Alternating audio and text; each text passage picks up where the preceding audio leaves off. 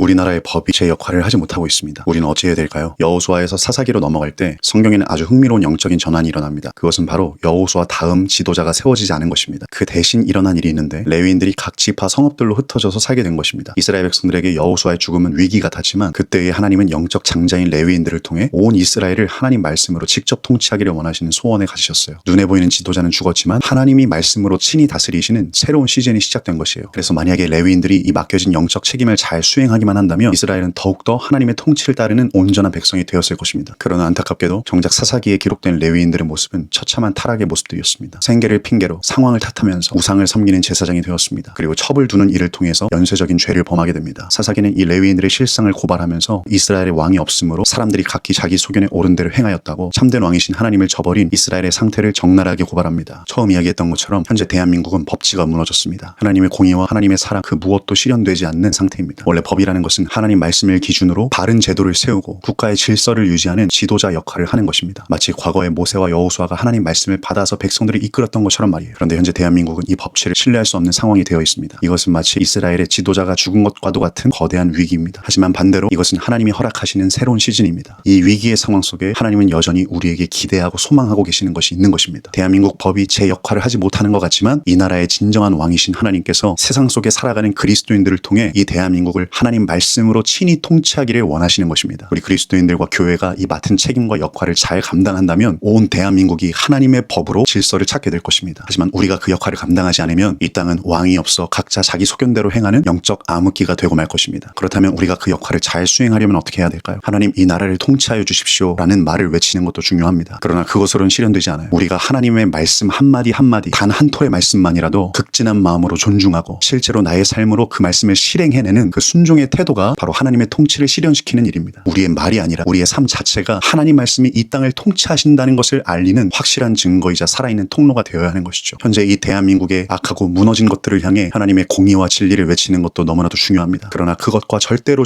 분리될 수 없는 너무나도 중요한 것이 있는데 그것은 바로 나 자신이 하나님 말씀의 통치를 받지 않고 있는 영역이 무엇인지 발견하고 스스로에게 외쳐야 한다는 것입니다. 우리의 모든 마음과 태도와 실행력을 다하여서 주님의 말씀과 주님의 마음에 순종해야 합니다. 내 안에 숨겨두고 있는 죄악들, 누군가를 미워하고 용서하지 못하는 분노와 미움, 음란하고 순결하지 못한 것들, 99가지를 순종했지만 마지막 한 가지를 내려놓지 못하는 그 단 하나의 욕심, 남들은 알지 못하지만 내 안에 가득히 채워져 있는 그 죄악들을 곰곰이 생각하고 멈춰서 철저하게 회개하고 돌이켜야 하는 것입니다. 우리는 말로만 반성할 뿐 진정으로 마음을 찢지 않습니다. 나는 나름 괜찮다고 여기면서 심령을 토해내는 회개가 막혀버린 것입니다. 교회 다니는 사람처럼은 살려고 하지만 정작 가지 말아야 할 곳을 가고 하지 말아야 될 말을 하고 먹지 말아야 될 것을 먹고 품지 말아야 될 마음을 품으면서 반복적으로 그 죄에 나를 내어주고 있는 것입니다. 큰 죄를 지은 남의 모습을 보면서 스스로를 위안 삼습니다. 이것은 거짓입니다. 이 거짓을 버려야 삽니다. 예수님의 처절한 십자가에서 그분의 피로 씻김받은 그 순결함으로 주님 앞에 지금 서야만 합니다. 양심의 화인을 맞아 죄를 반복하고 오래도록 고착되어 굳은 살처럼 굳어버린 해결하려는 의지조차 갖지 않는 이 완악한 마음이 내 안에 있어서는 안 되는 것입니다. 예수님은 주여 주여 하는 자가 천국에 갈 것이 아니요 다만 하늘에 계신 내 아버지의 뜻대로 행하는 자라야 들어가리라 말씀하셨습니다. 이 암담한 대한민국 현실 앞에 그저 낙심하거나 비난하는 것은 우리의 정체성이 아닙니다. 우리는 우리에게 맡겨진 영적 책임을 수행해야 합니다. 지금 대한민국은 하나님께서 진짜 왕이 되시기를 원하시는 시즌에 돌입했습니다. 그러므로 사랑하는 여러분, 하나님이 이 나라를 통치하실 수 있도록 우리가 레위인과 같은 부르심과 책임을 충성스럽게 수행하기를 원합니다. 현실에 타협하지 않고 죄에 자신을 내어주지 않으며 단 한 톨의 말씀이라도 온 마음을 다해 순종하기를 바라는 것입니다. 우리의 삶이 주님의 말씀으로 온전히 통치받기 시작할 때 이 땅 대한민국은 반드시 하나님의 백성이요 하나님의 나라가 될 것입니다. 할렐루야.